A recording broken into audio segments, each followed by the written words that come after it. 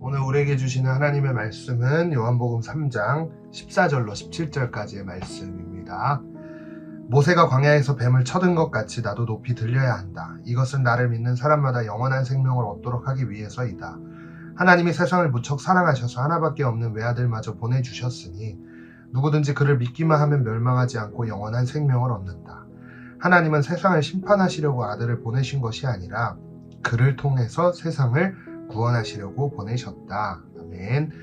자, 오늘 본문도 예수님께서 니고데모와 대화를 하는 장면이라고 할 수 있는데요.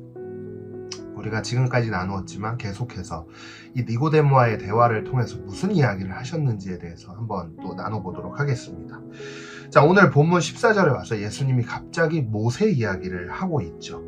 자, 예수님께서 모세의 이야기를 했던 이유가 무엇일까? 니고데모는 우리가 함께 나누었지만 바리새인의 지도자였어요. 그렇기 때문에 구약 성경을 너무나도 잘 알고 있는 사람이었죠. 자, 우리도 잘 알고 있듯이 구약에서 굉장히 중요한 사람 중에 한 명이 바로 모세이지 않습니까?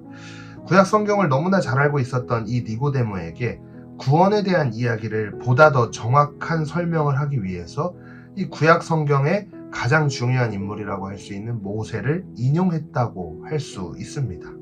그 내용이, 인용한 내용이 어떤 장이었냐면 민수기 21장에 기록된 그런 내용이었는데요. 제가 정리를 해드리면 모세와 이스라엘 백성들이 광야에서 떠돌아다니고 있는 가운데 가나안 남쪽 지방에 있던 아랏 왕이 이스라엘 백성들을 포위해서 이스라엘 백성들을 죽이기 위해 온다는 것을 백성들이 듣게 된 거예요. 그런데 그 이야기를 듣고 나서 이 이스라엘 백성들이 어떻게 얘기를 했냐면 갑자기 불평하기 시작하는 거죠. 그리고 그 불평은요, 불평에서 끝난 게 아니라 모세를 원망하기 시작합니다. 그래서 당시 그들을 인도했던 모세를 향하여 이렇게 이야기하는 거예요. 내가 왜 여기를 따라와서 이 고생을 해야 되냐? 정말 이거 말도 안 되는 거 아니냐? 그렇게 얘기를 하는 거죠. 그것을 본 하나님께서는 그 백성들이 했던 그런 말들이 마음에 안 드셨던 거예요. 그래서 결국에 심판을 하시는데요. 어떤 심판을 하냐면 독사를 보내시는 거죠. 독사를 보내게 되는 거예요. 근데 이 독사가 찾아오자 많은 백성들이 그 독사에게 물려 죽임을 당하게 됩니다. 그때 사람이 참 그래요. 불평과 원망을 했지만 자신이 죽을 위기가 딱 처해지니까 바로 어떻게 하냐면 모세한테 가서 그렇게 얘기하는 거예요. 아니 제발 이 독사들을 없애달라고 하나님한테 당신이 기도 좀 해주십시오. 사람이 참 간사해요.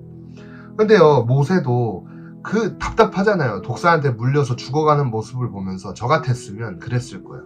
아, 고소하다 진짜. 너희들이 말을 그렇게 하니까 이런 심판을 받는 거지. 저 같으면 그렇게 하겠지만 모세는 또 그 백성들의 그 말을 들어주기 시작하는 거죠.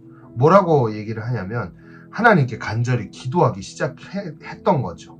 그런데 하나님이 그 기도를 듣고 응답하시는데 어떤 응답을 하시냐? 모세에게 이야기를 하는 거예요. 자, 놋뱀을 만들어라. 그리고 긴 장대에 매달고 그것을 바라보는 사람들은 그 놋뱀을 쳐다보기만 해도 죽지 않고 살게 될 거다라고 하나님이 그렇게 말씀을 하시는 거예요. 그렇게 이제 모세가 하나님의 말씀에 순종해서 놋뱀을 만들어서 긴 장대에다 그 놋뱀을 걸고 백성들을 향해 소리치는 거죠. 여러분들 지금 이 독사들이 왔지만 이 놋뱀을 보면 여러분들 죽지 않습니다. 물려도 죽지 않을 겁니다. 그렇게 얘기를 하는 거예요. 자, 그 이야기를 여러분 들으면 어떨 것 같아요? 믿을 것 같아요? 안 믿을 것 같아요? 그 백성들 중에 믿었던 사람도 있었지만 안 믿었던 사람도 있었겠죠. 뭐 어쨌든 결국에 독사에 물렸지만 모세의 말대로 행한 사람들은 죽지 않고 생명을 부지할 수 있게 되었습니다. 자, 이 이야기를 오늘 본문 요한복음에서 기록하고 있는 거죠. 자, 그런데 예수님께서 이 모세의 이야기를 왜 굳이 하셨을까? 이걸 생각해 봐야 되는데요. 이 안에 이 세상 속에 예수님께서 오신 이유가 담겨져 있기 때문에 예수님은 이 이야기를 하실 수밖에 없던 거예요. 독사들에게 물렸지만 생명을 얻을 수 있는 놋뱀과 같은 역할, 그 역할을 누가 하는 거예요? 예수님이 하는 거예요. 그 역할을 하시기 위해 이 땅에 오신 것이죠. 오늘 본문에서 높이 들린다, 자, 장대에 매달아서 높이 들라고 모세에게 얘기했듯이 예수님도 똑같이 얘기했어요. 높이 들려야 한다. 자, 이 단어를 유심히 봐야 돼요. 이 단어는 헬라어로 휩소테나이라는 단어를 사용하는데 이 표현은요, 직접적인 표현으로는 예수님의 십자가 사건을 의미합니다. 예수님이 십자가에 높이 매달렸죠. 그런데 간접적으로는 영광을 받으시는 거다. 높이 올라간다는 게 그런 의미가 있잖아요. 영광을 받는 것. 결국에 예수님께서 십자가에서 높이 들릴 때 어떻게 되죠? 사람들의 구원의 역사를 나타낼 수 있고요. 더 나아가서 사람들로 하여금 영광을 받을 수 있게 된다라는 것을 의미한다고 할 수 있습니다. 그렇기 때문에 모세의 이야기를 함으로써 그 바리새인 니고데모에게 더 정확하게 구원에 대한 설명을 하고 있다고 할 수 있습니다. 자, 본문 15절, 16절에서 더 자세하고 쉽게 영원한 생명을 위해 예수님께서 이 땅에 오셨음을 이야기해주고 있는 것으로 오늘 본문이 마무리가 되죠. 자, 오늘 우리가 이 말씀을 묵상하면서 그 영원한 생명을 주시기 위해 오신 예수님의 놀라운 사랑을 우리가 얼마나 묵상하면서 하루를 시작하는지 점검하면서 오늘 하루를 시작해 보기를 원하는데요. 우리가 이 요한복음을 큐티로 시작하면서 어쩌면 하나님께서 2024년 우리의 신앙의 출발 그리고 시작점을 점검하라라는 그런 메시지를 주고 계시는 것 같은 그런 느낌을 전도사님은 받았어요.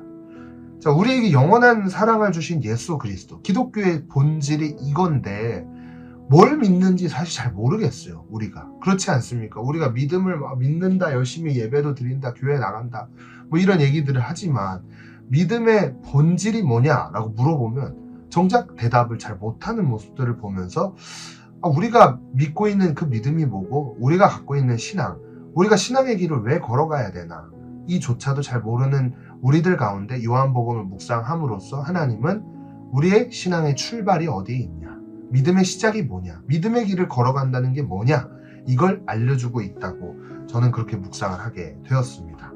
자, 여러분, 우리에게 영원한 사랑을 주신 예수 그리스도, 그분의 죽음이 헛되지 않도록 저와 여러분들은 오늘 어떤 삶을 살아야 할까요? 이것을 묵상하면서 오늘 하루를 시작으로 정말 십자가의 사랑을 기억하면서 2024년이 우리가 믿음으로 온전히 세워지는 그런 한 해가 되시기를 간절히 소망합니다. 기도하겠습니다. 하나님, 오늘도 하루를 말씀으로 시작합니다. 말씀 앞에 결단할 수 있는 마음을 부어주시고 예수 그리스도께서 흘리신 십자가 보혈의 능력을 매 순간 의지하며 살아갈 수 있도록 우리의 삶을 붙들어 주시고 그 십자가의 사랑을 잊는 것이 아니라 매일 매 순간 묵상함으로써 하나님의 사랑이 어찌나 큰지 매 순간 기억하는 삶을 살아가게 하여 주시옵소서. 결단한 모든 결단이 함께하여 주실 줄 믿으며 예수님의 이름으로 간절히 기도했습니다. 아멘.